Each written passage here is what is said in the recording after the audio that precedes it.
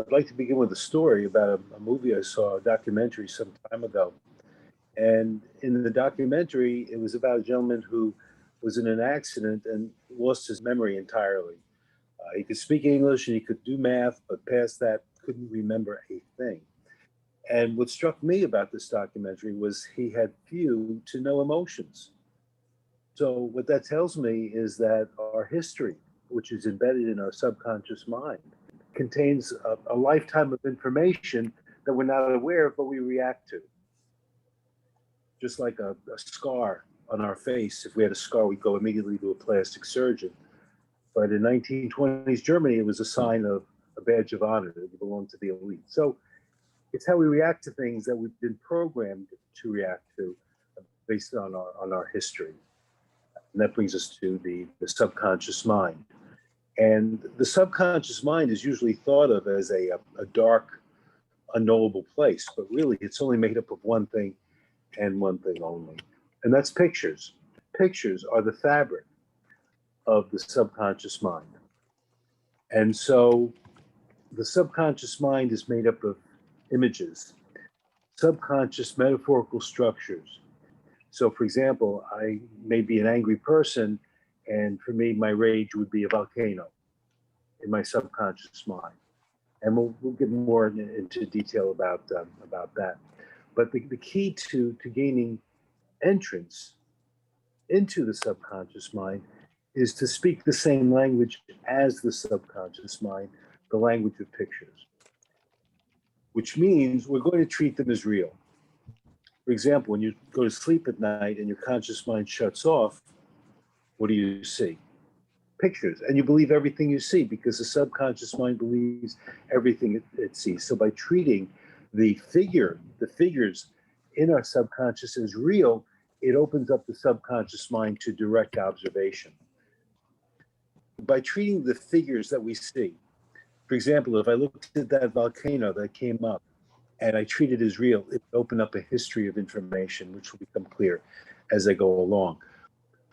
The value of understanding the language of the subconscious mind is, the value in that is because when we lose parts of ourselves through repression, suppression, through things that have happened through trauma, abuse, neglect, loss, where we lose parts of self, which again, I'll make clear as we go along.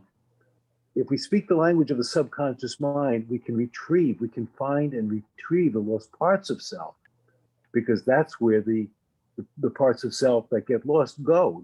It happens within the subconscious mind.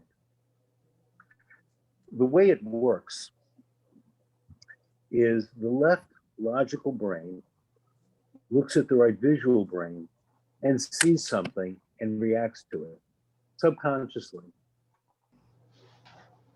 The left brain looks at the right brain for a split second, and in that moment, it sees something that we are not aware of, but that we react to.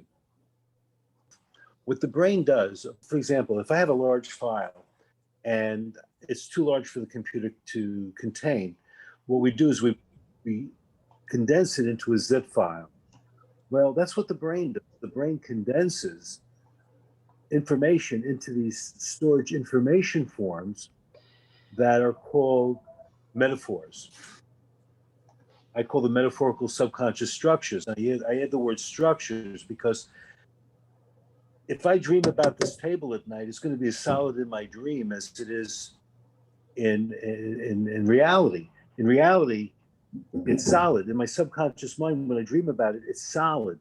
And so by treating it as solid, again, the subconscious mind opens up because I'm speaking the language, the structural language of the subconscious mind. So the mind compresses all this information into these metaphors. And the metaphors contain a history, a lifetime of information.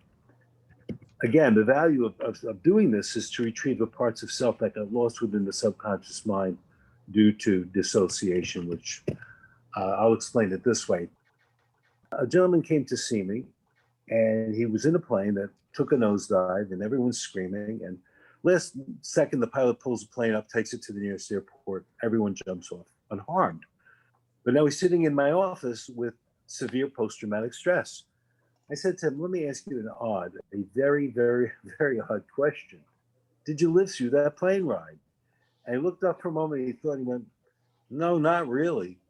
Now, he wasn't psychotic, he wasn't schizophrenic. So why did he say, no, not really, when he fully well knew he was alive and breathing? Because here's what happened. He's on the plane, he smells smoke, he looks out the window, he sees one of the engines on fire. Just then the plane goes like that, and he goes like that. Now, what is that? You could call it a startled reaction, but really what it is an attempt to not go into the next moment. Because the next moment is death or perceived death. Or the next moment might be mommy leaving or daddy beating me up. Or the next moment might be any other kind of trauma, abuse, neglect, or severe loss, where I don't want to go there and I'm going to freeze in time so that I don't. Which is why so many traumatic memories are about what happened just before the moment of trauma. Daddy's leaving and he's not left. And in my mind's eye, he never leaves. He's always leaving. See, the bottom line was he was frozen in time and didn't know that he made it to the next moment. It's called dissociation. What he said in his mind is that I'm not going into the next moment. When he did that, he didn't consciously say, gee, this is the worst moment of my life. I think I'll freeze time right about here. But subconsciously, that's exactly what he did. And again, so this phenomena of dissociation happens within the subconscious mind. It's not a conscious decision. You don't consciously say, I'm going to stop time, but subconsciously you do. Dissociation is one of the most frequent defense mechanisms we have, and I find to be the least spoken of. And yet what happens in this disconnection is it causes a freeze in the psyche. And because the psyche freezes, we're leaving a part of self behind. Even as we grow and time moves forward, a part of self does not. And so this disconnection causes a multitude of uncomfortable feelings because there's a hole in the soul, in the psyche, that nothing else can fill because part of self is lost in the past. And so this disconnection, this dissociation fuels depression, it fuels anxiety, phobias, compulsions, and other unwanted feelings because we're unwilling to go into that space and feel what we have to feel. And so we shut down to protect. The ego protects itself. When someone's been in a car accident and there's been some dissociation, it will result in flashbacks because you're still frozen in that moment of time.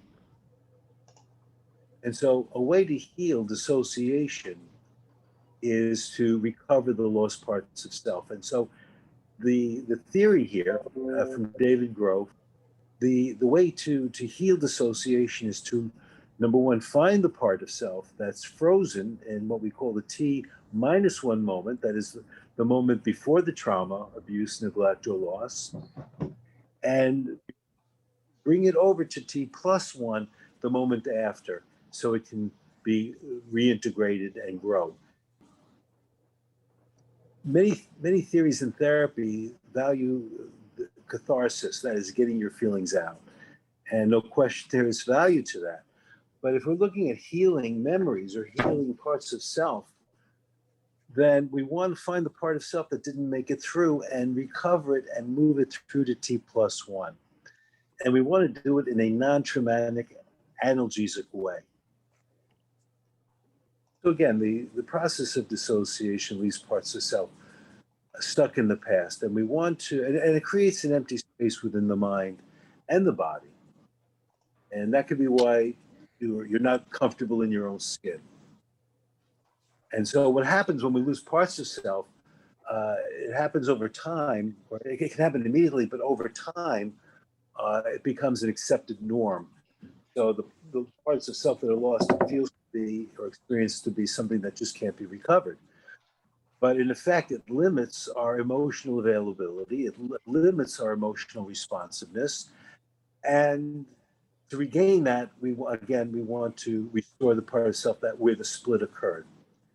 Now, computers have an operational language, which is binary. Now, If I have a problem with my computer, I could spend a year trying to fix it, but I can't.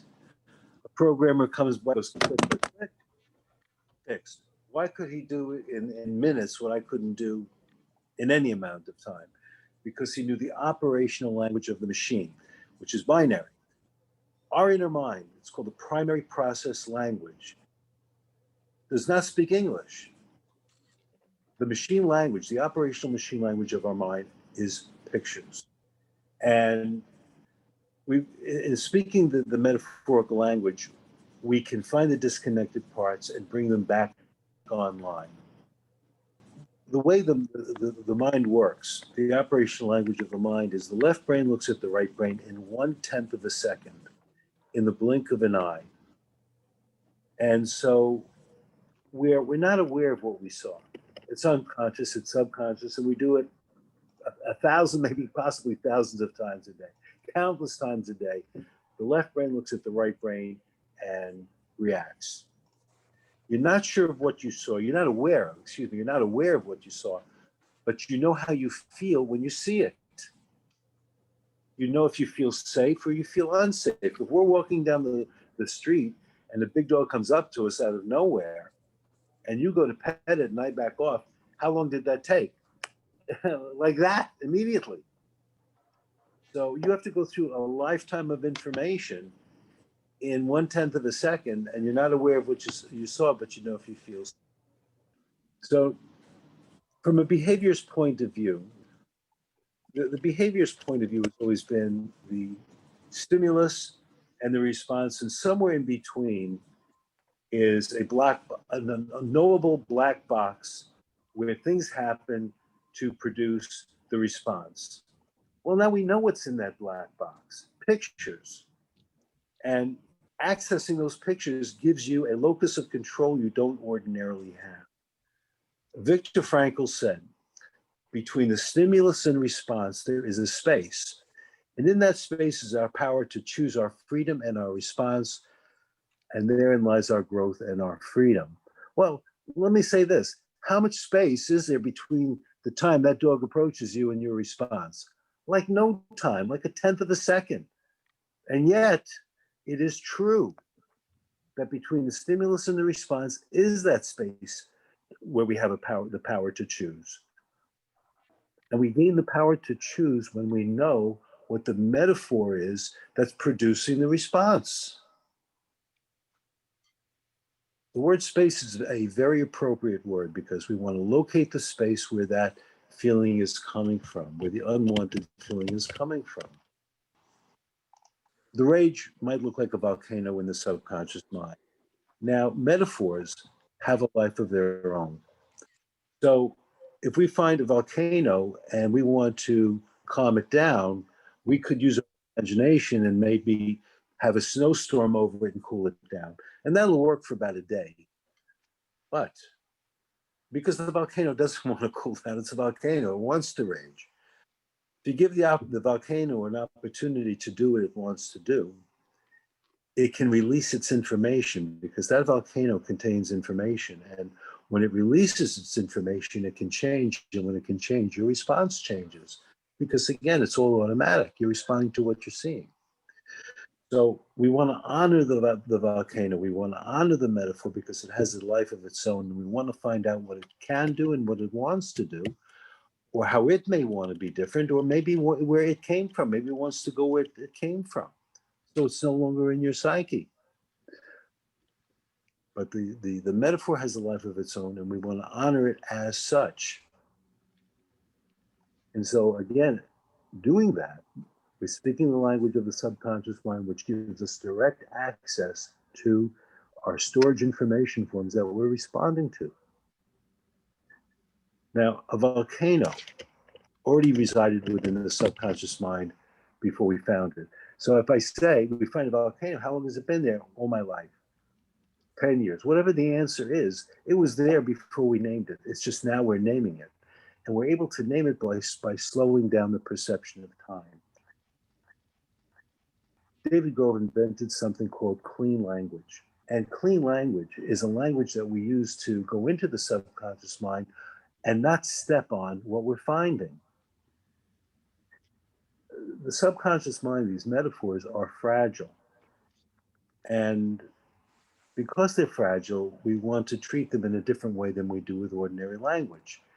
And so by slowing down the perception of time, by repeating the words, using the same words we're hearing from the patient, by repeating those words and wrapping them around the structures, we slow down the perception of time and we capture these images that we're internally responding to.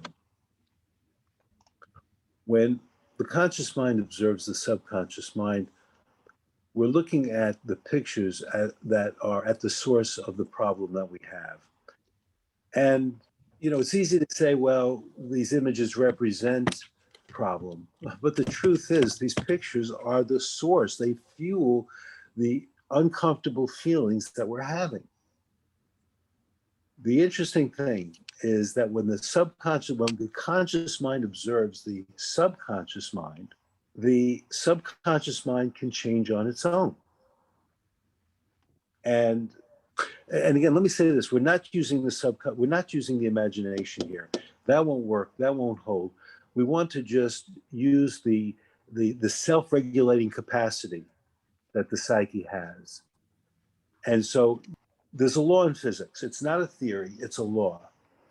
And the law is that the very act of observation changes the phenomena being observed. And if you go online and you go to YouTube, you put in the law of physics, you'll find an interesting video or two that explains why this is true. I don't have the time to explain it, nor do I fully understand it. I just know that it is true. And it's especially true in metaphor therapy. When the conscious mind observes the subconscious mind, things happen, things change. I'll give you an example. A dentist came to see me, and he said that he had fear of speaking up when he was in a group of people. When it was him and his wife and another couple, fine. More than that, he would just clam up. We talked about any possible things that may have happened, couldn't identify anything. So I said to him, when you don't speak up, what would have to happen for you to be able to speak up more easily? He said, well, I guess I'd have to feel stronger inside. So when you'd have to feel stronger inside, whereabouts inside do you not quite feel so strong? In my stomach, whereabouts, in the middle. What's it like in the middle of the stomach? And let me say, the questions are very slow and methodical, not the way I'm throwing them out right now. Very slow and methodical. So whereabouts in the middle? What's it like? What's it like in the middle? Oh, it's soft and mushy like what? Like clay. Now we've got the metaphor of soft, mushy clay. So we're looking at it, and I'm asking questions about it, like submodalities of weight and color and texture and movement and density and moisture and all these questions. But by the seventh or eighth question, he says to me, well, that's interesting. Well, what's that? He said, well, I don't know if all these questions are bringing it to the light of day or the open air, but it looks like it's getting harder. Still playing on the word harder. So when it's getting harder, and it's getting harder like that, how hard can it get? And how hard can it get? And when it gets hard, what kind of hard is that? He goes, well, it looks like some kind of steel. And what kind of steel could that be? I don't know if I see rivets. What kind of rivets? Like bolts? Like what? Like the kind you'd see on a ship. What kind of ship? A World War II battleship.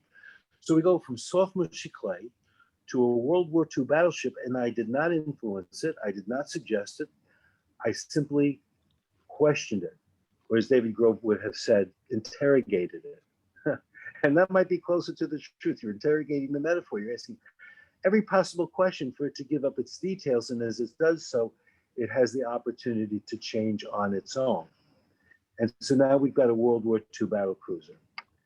And so he goes to a convention the following week, and he comes back, and he tells me he's sitting in a room of 400 or 500 people, and one of the speakers gets up, and for whatever odd reason, the first words out of this speaker's mouth is, dentists have the highest rate of suicide, to which my patient yells out, not the good ones, brings down the house. Well, he's surprised, more than surprised himself. And he says to me, well, I thought about that. I couldn't understand how I just shouted that out. I never would have done that. And then I realized it came out of a cannon on that World War II battleship.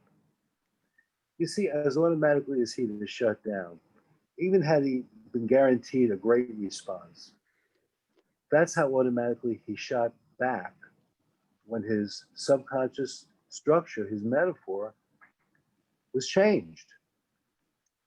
The left brain looks at the right brain and responds immediately, doesn't have to think about it. You don't think about getting sad, you just feel it. You don't have to think about getting angry, you just feel it. Why? Because your left brain looks at the right brain and sees something, and then you have a feeling or a thought, and then you react to that. Now, that last story was just metaphorical, just on the level of metaphor. But the whole value of all of this is finding and healing the wounded child within. And for that, you're going to have memory. For that, you're going to have a wounded child within. And the wounded child is simply that part of self which froze in time, or froze in different times. And so here's a story which is quite a serious one. And it gives you an example of how metaphor heals. Gentleman comes to see me, and long story made short, he was a victim of sexual abuse by his father. And so naturally, I asked about forgiveness, and he said that he had not been able to forgive him, even though he'd been dead about 10 years. And so in looking at what's in the way of forgiveness, it's anger. And not anger as a secondary emotion, but real anger. And so in looking at anger, we got a hot rock. Where do you feel the anger? In the front of my head, what's it like? Hot. Anything else is hot, have a shape or size, like a rock. Now we've got a hot rock. So would a hot rock like to stay where it is, or could it be interested in going back to the memory of a father doing that? You don't want to repeat the trauma. You just say doing that. And so would it be interested in doing that? And the way you would know if it's interested is, as I asked this question, do you see a hot rock going there or not? And so he sees it going back, but now it's taking a long time. And as it's taking a long time, what happens to a hot rock? Does anything happen to a hot rock when it takes a long time to get there? Yeah, it cools down. Cools down like what? Like a mirror. Now we have a new metaphor. See, the thing changes, they change on their own. And they become healing resources. And so where in the memory does the mirror go? It goes to a father's face. And what happens when a mirror goes to a father's face? He looks in the mirror, he sees his own shame, and stops what he's doing, zips up his pants, puts his hand on the boy's shoulder, and says, "I'm so sorry, I didn't realize what I was doing. Please forgive me," and walks away. So what has happened here? One, the anger that was resident in his physiology is now outside of his physiology. Two, the memory, which was truncated, and that he didn't want to think about it, he was still stuck back there, which is why retelling his story is so re-traumatizing. Still stuck back there. And now time has moved forward. That memory is no longer happening. It's finished. It's over. It's no longer truncated. And so we have moved from T-1 to T+1. It's finished, which is the true term of Gestalt. Finished, done, complete. That's what Gestalt is. And so what was painful to look at in time is no longer happening. Now it's just a memory done over. When a child's need for love and attention is not met, then a need for security as well, there's an emotional hunger that develops, an ego hunger. The key here, to reaching a subconscious mind, observing it, allowing it to change on its own, is treating what we see as real. And once we identify the metaphor, once we name it, we gain control. It changes our locus of control, not focus, but locus of control. The word meta means at a distance. And so we can see things more safely at a distance because the conscious mind can come up with rationalizations and explanations and all sorts of defenses to defend itself. But when we go into the subconscious mind, we can look at things at a distance, and there's safety in that distance. We don't have to get burned by it. I've been referencing lost parts of self. And what is that? Lost parts of self, again, are those parts that become disconnected and they become repressed. It may not be safe for me to be angry in my home of origin. It may not be safe for me to be sad. There may be emotions that are not acceptable, and so I learn to not accept them, and I learn to not accept myself. And that becomes so fixed and so chronic, I forget that I even do it. And then there's a split in me where I'm angry at me, or I'm negative with me, or I have an inner self, an inner critic that I can't control because I've already split from myself in order to protect myself. You know, I repressed the anger because I didn't want to get in trouble, but now I do it as a matter of course, and I don't know how to stop it. And so we want a locus of control where we can stop it, where we can change our feelings automatically. Now, in the journey of self-exploration, you're going to have resistance. It's part of therapy. It's part of life. But instead of looking at resistance as an emotional block that must be overcome, we can, again, look at this as information. Just as we look at the metaphors as information, we can look at the blocks as containing information that can be used for movement, for resolution. And by treating the resistance as information, we bypass the opposition about it, again, with explanations, and look at it from a distance in a way that is safe and more comfortable so it can change. And let me give you a few examples of a woman came to see me, and she was told by her doctor she didn't have gastric bypass surgery, she would die. And so she had to stop eating or she would die, and she needed the gastric bypass surgery, or that was it. And so she came to see me, and every question I asked her brought about confusion. When we looked at the metaphor of confusion, we found a maze. Within the maze was a wall, a white wall that an 8-year-old girl was leaning up against. And the short story, she'd been molested by her stepfather. And at that very moment, she told herself she had to grow up. There was no more room for her to be a little girl. And she just had to grow up. And so she buried that part of herself. And we looked at it metaphorically, meaning it spatially. Looking at spatially, we looked at buried, we found an 8-year-old girl buried deep within, deep in the dirt. And she told her, I don't need you. I don't want you. Go away. We reversed it. I invited her to welcome her with love and kindness. She did. And sobbing, the restoration took place. And in that, it freed the little girl up from having to be at that wall. Again, T+1.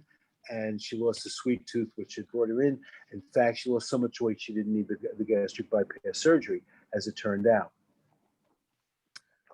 So that's pretty much what we're doing here. We're looking at the T-1 moments, the wounded child within. We want to move it to the T+1. And Carl Jung had said the foundation of all mental illness is the avoidance of legitimate suffering. Well, sometimes legitimate suffering is unbearable. And the subconscious mind will protect us from that unbearableness. And yet then a part of self is stuck in time. We feel that split, and the uncomfortable feelings they fuel. But sometimes it can get too hot in the kitchen. Freud had said that issues of incest will bring about, or can bring about, insanity. And I had a patient who felt like that when she was looking at the rage she felt over the ritual abuse of a father and an uncle and other men that were brought into the situation. Recalling that made her feel like she was going crazy. She says, I can't take this. I can't do this anymore. I feel like I'm going insane. Well, the metaphor was that we're the electrons bouncing around, all kinds of electrons, like from an atom's electrons bouncing all over, and that made her feel crazy. So I said, do the atoms have a core? She said, yes. What kind? Like an atom bomb. We invite the atom bomb. Where could an atom bomb be interested in going? To a basement, where it all happened. And can it go there? Yes. Can you see that? Yes. And as it goes to a basement, what happens next? The atom bomb with the swirling electrons they go through the door down the steps. And my father and my uncle are standing behind the door, licking their lips, thinking it's me because it's all discombobulated like me. And so the bomb goes down there, father and uncle go down there, the door slams shut, the bomb goes off, and the fallout from the bomb falls into the basement and covers it up, fills up the basement where everything had happened. And so it can no longer happen there anymore. The rage has exploded safely. It's outside of her physiology. And the metaphor has done its job. Because metaphors are sometimes healing antibodies. And those healing antibodies go into a memory and they heal the memory. They finish the memory up in a safe way at a distance. And this particular patient, when we went through a number of processes, at the end, she saw what was a new ground. And in that ground was what she called a horror amusement park. And again, long story made short, it folded up into a game board that she could put away. Thank you, folks. Thanks for having me. Thank you.